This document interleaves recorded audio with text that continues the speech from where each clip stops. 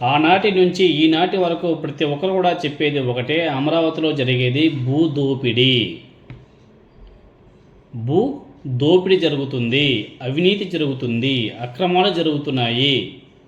అమరావతికి ఎవరు కూడా వ్యతిరేకం కాదు, అక్కడ జరుగుతున్నటువంటి దోపిడీకి వ్యతిరేకం, అక్కడ జరుగుతున్నటువంటి అవినీతికి వ్యతిరేకం అని చెప్పేసి వైసీపీ వాళ్ళు కూడా పదే పదే చెప్తూ వస్తున్నారు. అనేక మంది మాజీ ఐఏఎస్ ఆఫీసర్లు చెప్తున్నారు, మాజీ ఐపీఎస్ ఆఫీసర్లు చెప్తున్నారు. ఈవెన్ గతంలో అంటే 2024 ఎలక్షన్ ముందు కూడా తెలుగుదేశం పార్టీకి సపోర్ట్ చేసినటువంటి మాజీ ఐఏఎస్ ఆఫీసర్లు, మాజీ ఐపీఎస్ ఆఫీసర్లు ఇప్పుడు చెప్తున్నారు, అక్కడ ఎందుకు అంత డబ్బులు ఖర్చు పెడుతున్నారు, ఎందుకు అంత అవినీతి జరుగుతుంది, అక్కడ పెట్టాల్సిన అవసరం ఏమొచ్చింది అని చెప్పేసి గతంలో టీడీపీకి సపోర్ట్ చేసినటువంటి మాజీ ఐఏఎస్ ఆఫీసర్లు, మాజీ ఐపీఎస్ ఆఫీసర్లు అందరూ కూడా ఈనాడు ప్రశ్నిస్తున్నారు. నిన్న మాజీ ఐఏఎస్ ఆఫీసర్ పివి రమేష్ గారు ఒక యూట్యూబ్ పాడ్కాస్ట్లో అమరావతి రాజధాని నిర్మాణం మీద చేసినటువంటి వ్యాఖ్యలు ఇప్పుడు రాష్ట్ర వ్యాప్తంగా చర్చనీయాంశమైంది. దాదాపు 4 దశాబ్దాల పాటు పరిపాలన వ్యవస్థలో కీలక బాధ్యతలు నిర్వహించినటువంటి ఆయన అమరావతి ప్రణాళిక, విస్తీర్ణం, అభివృద్ధి నమూనా మీద తన అభిప్రాయాన్ని కూడా ఆయన వెల్లడించడం జరిగింది. అమరావతి నిర్మాణం కోసం సుమారు 50,000 ఎకరాల భూమిని కేటాయిస్తే ప్రపంచ ప్రఖ్యాత నగరమైనటువంటి మాన్హాటన్ కేవలం 15,400 ఎకరాల్లోనే విస్తరించి ఉందని చెప్పేసి ఆయన గుర్తు చేయడం కూడా జరిగింది. ఇప్పటికే భారీ స్థాయిలో భూములు సమీకరించినప్పటికీ ఇంకా మరింత భూమి అవసరమని చెప్పేసి చెప్పడం అనేక ప్రశ్నలు కూడా తావిస్తుంది అని చెప్పేసి నేను చెప్పట్లే, మాజీ ఐపీఎస్ ఆఫీసర్ పివి రమేష్ గారు ఆ పాడ్కాస్ట్లో చెప్పడం జరిగింది. అంతేకాదు అమరావతి అభివృద్ధి క్రమంగా రియల్ ఎస్టేట్ గేమ్గా మారుతుంది.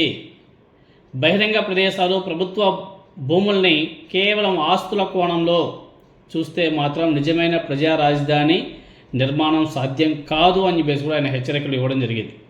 ఒక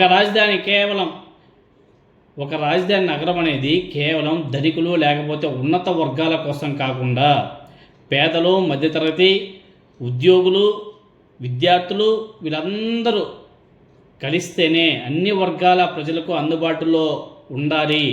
దాన్నే ప్రజా రాజధాని అంటారు. కేవలం ఎలైట్ వర్గాల అవసరాలను దృష్టిలో పెట్టుకొని నిర్మించే నగరం ఎప్పటికీ కూడా ప్రజల నగరం కాదు కూడా, ఫ్యూచర్ కాదు, ఒక 50 సంవత్సరాల తర్వాత కూడా అది ప్రజల నగరం కాలేదు కూడా అని చెప్పేసి చాలా స్పష్టంగా చెప్పడం జరిగింది. రాజధాని అంటే కేవలం భవనాల సముదాయం లేకపోతే భూముల వ్యాపారం కాదు, రియల్ ఎస్టేట్ వ్యాపారం కాదు. అది ఉపాధి, పెట్టుబడులు, సేవలు, జీవన ప్రమాణాలను మెరుగుపరిచే సజీవ ఆర్థిక కేంద్రం కావాలి అని చెప్పేసి ఆయన చెప్పాడు.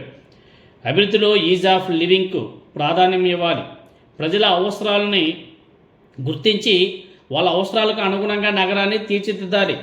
దాన్నే అంటారు ప్రజల రాజధాని అనేసి, ప్రజానగరం అనేసి. సుమారు 40 ఏళ్ల పరిపాలన అనుభవం కలిగినటువంటి పివి రమేష్ గారు ఆంధ్రప్రదేశ్ ప్రభుత్వంలో ఫినాన్స్ సెక్రటరీ సహా అనేక కీలక బాధ్యతలు కూడా నిర్వహించాడు. అలాగే ఐక్యరాజ్య సమితి, వరల్డ్ బ్యాంక్ వంటి అంతర్జాతీయ సంస్థలు కూడా ఆయన సేవలు అందించాడు. అదే కాదు, ఏషియా, అదేవిధంగా ఆఫ్రికా, పశ్చిమాసియా, యూరప్, ఉత్తర దక్షిణ అమెరికా దేశాల్లో వివిధ అభివృద్ధి కార్యక్రమాల్లో పనిచేశాడు. మహిళా సాధికారత మీద డొమినికన్ రిపబ్లిక్లో ఒక పుస్తకాన్ని కూడా రచించాడు.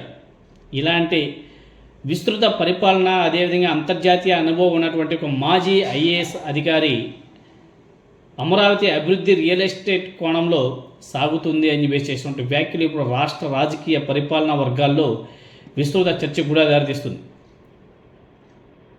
ఐఏఎస్ ఆఫీసర్ అయిన మాజీ IAS officer doctor PV Ramesh గారు, ఈయన పోయిన ఎన్నికల్లో టీడీపీకి ఫుల్ సపోర్ట్ చేశారు. ఆయన వైసీపీ మీద చిందులేశాడు.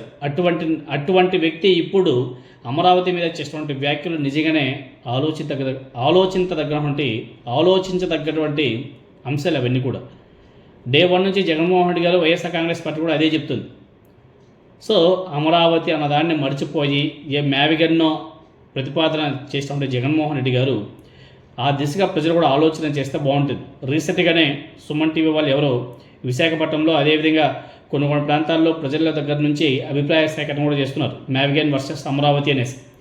చాలామంది మేవగన్కి సపోర్ట్ చేస్తున్నారు.